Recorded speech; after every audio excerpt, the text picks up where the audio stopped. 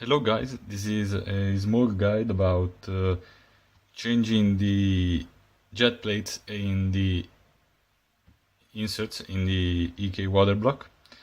And well, I'm just gonna change the jet plate because the insert, as the manual said, is already the right one for my CPU, because it's an LGA 1150 socket, so I just need to change the jet plate. And there are 3 of those and 2 inserts. The pre-installed one are the insert number 1 and jet plate number 1. This is the jet plate number 2, which is the one for me. It's you recognize it because it has these 2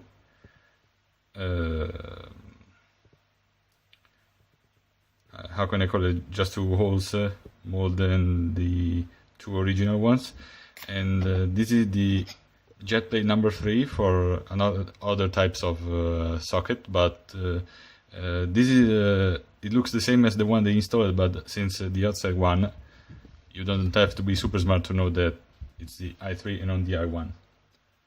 So all you need is what EK gives you. It's an Allen key. It's a 2.5 millimeter. But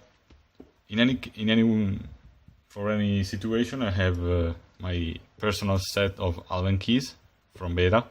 It's one of the best brands out there.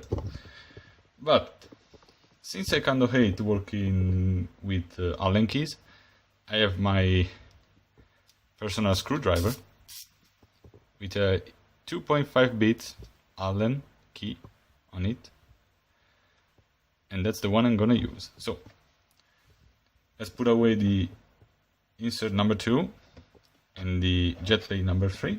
We don't need those, and we don't need the EK Allen key. So first thing, we remove the protection sticker and we unscrew the block and keeping it vertical, so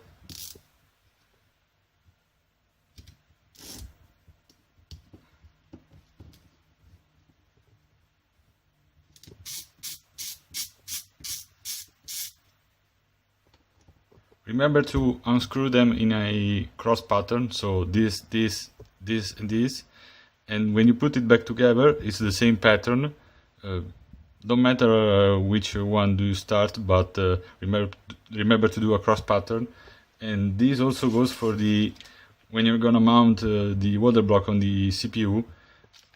Tighten it in a cross pattern. It's the best way to relieve the pressure equally on each block, on each screw, excuse me.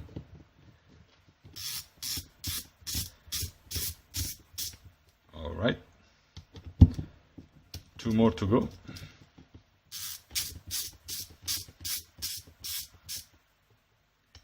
They say not to tighten up on a plexiglass like this too much, but they are pretty tight.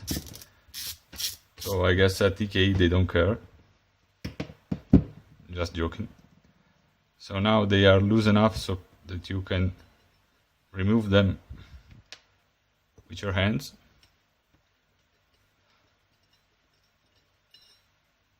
And the copper base should just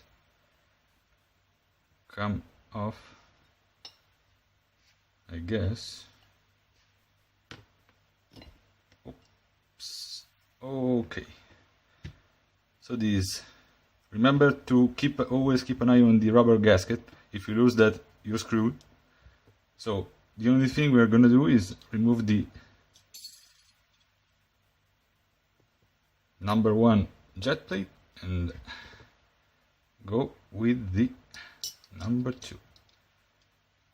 If you need to change the insert, you just had the 5 more seconds to the job. It's really nothing more than pulling out of a piece of plastic and putting in another one. So make sure that the rubber gasket is in its position. Alright, perfect. The jet plate is stable. Okay. Remember, even if it looks loose, when you push down the copper block, it's gonna be alright, so don't worry about it. Now, I don't remember how it was.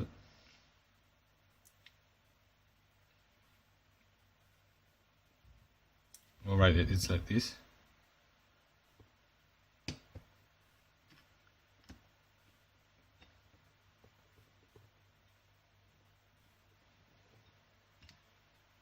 Just let me check one last time.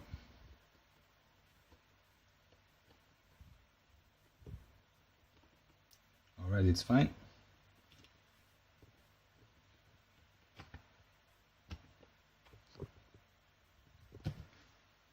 And you just make it the first step manually.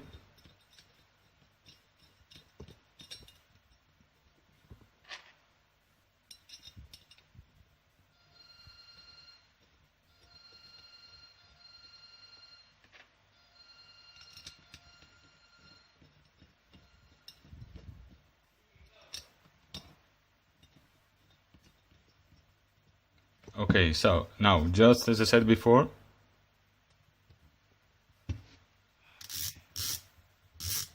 a cross pattern. So you can start from this one, for example, just the right amount, then the opposite one.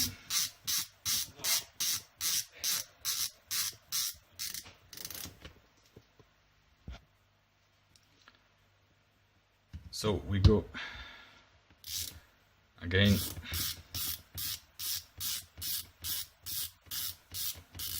another one, just the right amount, remember, don't over tighten it, and the opposite one.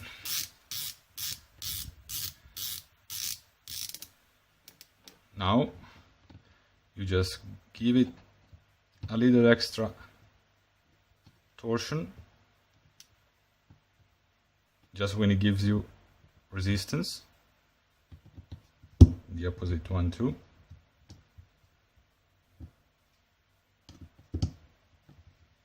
And repeat. See?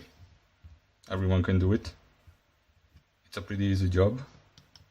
Let's check this. Okay, it's tight. Tight.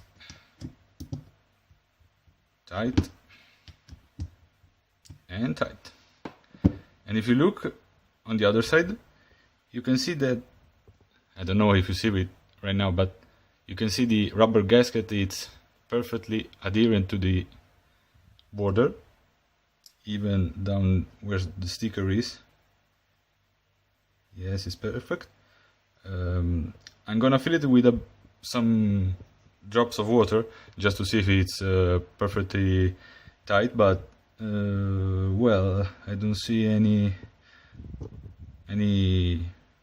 gaps, so the gasket is doing its job.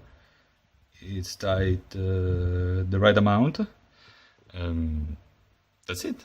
Nothing more than this. Oh, and just before you put back your sticker, just to protect the copper base.